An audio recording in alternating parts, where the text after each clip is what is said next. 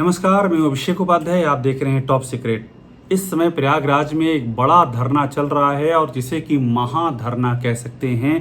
ये डीएलएड के जो छात्र हैं, ये उनका धरना है। डीएलएड के छात्र छात्राएं इस समय धरने पर बैठ गए हैं शिक्षा सेवा चयन बोर्ड के दफ्तर के ठीक सामने प्रयागराज में। उनकी मांग है कि शिक्षकों की भर्ती करो। और बड़ी बात क्या है इस धरने की, देखिए ये धरना पुराने धरने से अलग है।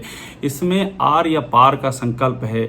सीधी सी मांग है कि ये शिक्षकों की भर्ती आप करिए, वरना हम नहीं उठने वाले हैं। आप ये तस्वीरें देखिए किस तरह से यहाँ पर लोग आ रहे हैं, किस तरह से छात्र इकट्ठा हो रहे हैं, किस तरह से ये भीड़ बढ़ती जा रही है।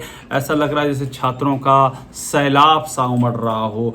और यहाँ जो प्ले कार्ड इनके हाथों में है उस पर ध्यान दीजिए। उस पर लिखा है कि योगी जी आश्वासन नहीं, विज्ञापन चाहिए।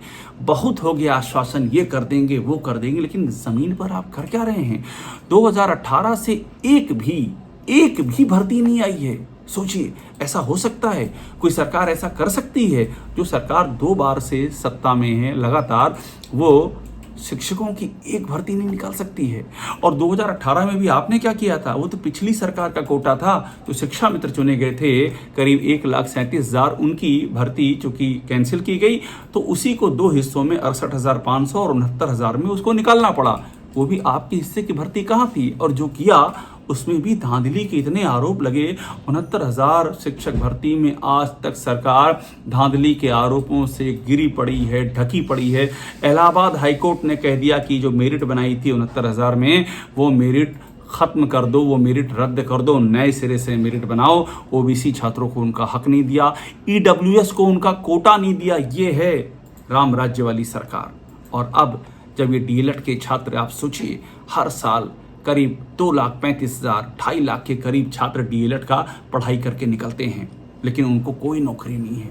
क्योंकि जब विज्ञापन ही नहीं है तो डीएलएड की पढ़ाई क्यों करेंगे? अपने घर के लाखों रुपए खर्च कर रहे हैं, डीएलएड का पाठ्यक्रम पूरा कर रहे हैं और उसके बाद कोई पढ़ाई नहीं। आलम यह है कि अब तो डीएलएड की सीटें खाली रह जाती हैं।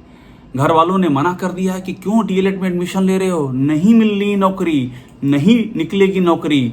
और इसीलिए ये छात्र अब इकट्ठा हो गए हैं आंदोलन की राह में कि ये तो नौकरी, ये बहुत हो गया, अब ये सब ऐसे नहीं चलने वाला है। हम तभी उठेंगे जब नौकरी ले लेंगे। और आप सोचिए, ये कोई पहला वाकया नहीं है। जब भी छात्र इस तरह से एकजुट हुए हैं, लोकतांत्रिक तरीके से उन्होंने अपनी आवाज़ उठाई है, उनको सफलता मिली है। इसी प्रयागराज में आपको याद होगा, लोक सेवा आयोग के कार्यालय के ठीक सामने जब आरओ और एआरओ के परीक्षार्थी बैठे थे और वो डट गए, वहाँ भी सरकार ने अचानक से एक फैसला कर लिया, जिसे तुगलकी फैसला कहा गया कि आरओ और एआरओ की परीक्षा, पीसीएस की परीक्षा हम कई दिनों और कई पालियों में लेंगे। जो आज तक नहीं हुआ था वो कर दिया। और इसको लेकर के विरोध हुआ क्योंकि उसमें मानकीकरण था। आप मानकीकरण करेंगे, कौन सा पेपर कठिन है, कौन सा पेपर सरल है, ये आप तय करेंगे और उसमें क्या हो जाएगा भगवान मालिक है। तो उसमें भी छात्र बैठे, पुलिस ने लाठियां चलाई, छात्र डटे रहे, नहीं हटे और आखिरकार सरकार को झुकना पड़ा। आखिरकार उनकी मांगे मानने पर यह सरकार मजबूर हुई। और ये वही सरकार है जिस पर पेपर लीक से लेकर के परीक्षाओं में गड़बड़ी जैसे महा आरोप लग चुके हैं। यहाँ तक कि इलाहाबाद हाई कोर्ट के अंदर जो लोक सेवा आयोग है, उसको स्वीकारना पड़ा कि पीसीएस की परीक्षा में किस तरह से गड़बड़ियां हुई थी, ऑन रिकॉर्ड मानना पड़ा। ये वो सरकार है, यानी कि आप नौकरी दे नहीं सकते हैं, आप परीक्षा कायदे से करा नहीं सकते हैं, आपकी धांधलियां आपको माननी पड़ती हैं हाई कोर्ट के अंदर जाकर के। और उसके बाद भी जो इन आयोगों के चेयरमैन है वो अपनी जगह बने हुए हैं। आप ये सोचिए, ये जो जहां ये छात्र बैठे हुए हैं, ये जो शिक्षा सेवा चयन बोर्ड है, इसको 2023 में बन गया था। ये 2023 में 2025 चल रहा है, एक भी भर्ती नहीं हो पाई है, एक भी प्रमोशन नहीं हो पाया है। किस लिए ये बोर्ड बना हुआ है 2 सालों से? किसने बनाया है, क्यों बनाया है? आपने सारे बोर्ड ध्वस्त कर दिए, उच्चतर बोर्ड ध्वस्त कर दिया, माध्यमिक का बोर्ड ध्वस्त कर दिया, सब ध्वस्त करके बड़े हो हल्ला से बनाया शिक्षा सेवा चयन बोर्ड। और ऐसा बोर्ड बनाया जो 2 साल हो गए सांस नहीं ले पा रहा है, जहां एक भर्ती नहीं हुई है, जहां एक प्रमोशन नहीं हुए। हर साल कितने ही टीचर रिटायर हो रहे हैं माध्यमिक स्कूलों में, हर साल रिटायर हो रहे हैं 5,000 7,000 टीचर। वहां पर प्रधानाध्यापकों के बड़ी संख्या में पद खाली हैं, वहाँ पर प्रवक्ताओं के पद खाली हैं, ना प्रमोशन हो रहा है, ना नई भर्ती हो रही है। सरकार चल क्यों रही है, सरकार चल किस लिए रही है, इसी बात पे सवाल खड़े हो रहे हैं। और उस दौर में जब ये छात्र अपने आंदोलन के लिए उतरते हैं तो इन पर लाठियां भी चलाई जाती, वो तस्वीरें भी हमने देखी हैं। और इस सब के बावजूद ये छात्र डटे हुए हैं प्रयागराज में, जो कि आंदोलन की ज़मीन है, जो कि क्रांतिकारियों की भूमि है, जिसका चंद्रशेखर आज़ाद जैसे क्रांति के सपूत से इतिहास जुड़ा हुआ है। वहाँ पर ये छात्र डटे हुए हैं, अपनी मांगों के लिए अड़े हुए हैं और इनका ये कहना है कि लोकतांत्रिक तरीके से ये डटेंगे।